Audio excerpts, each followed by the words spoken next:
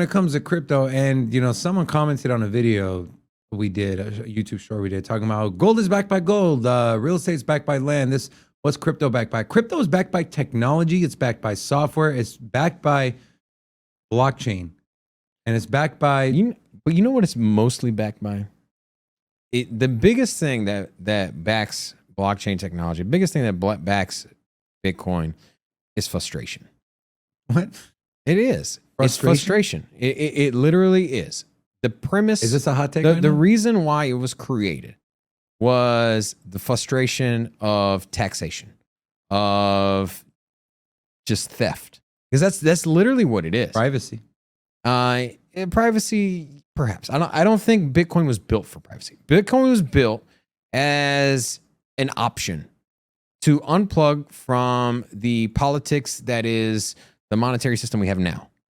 And what we saw as of lately with the money printing and the destruction of your purchasing power and the ramifications of this inflation that we're having now is not going to be acute and short term, and perhaps we get a pullback. That is likely. However, the fact that we went from, was it $4 or $5 trillion in circulation to over 20, we're going to feel that for the rest of your lives. And we're going to look back 10, 20 years from now, and the median price of a house is not going to be $500,000. It's going to be $2 million. It's going to be $3 million. And so the money that has been printed and the failures of our government are going to be long lasting.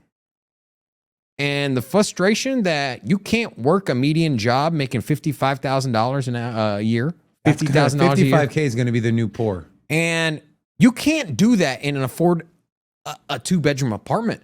You can't have that job and buy a house.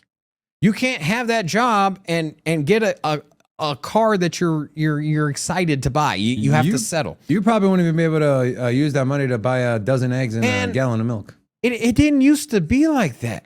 I mean, you look in the 60s and the 70s, the 50s, not even 80 years ago. Not even. You look back at those times, and what did you have? Door-to-door salesmen that had a house and a stay-at-home wife. Think about that.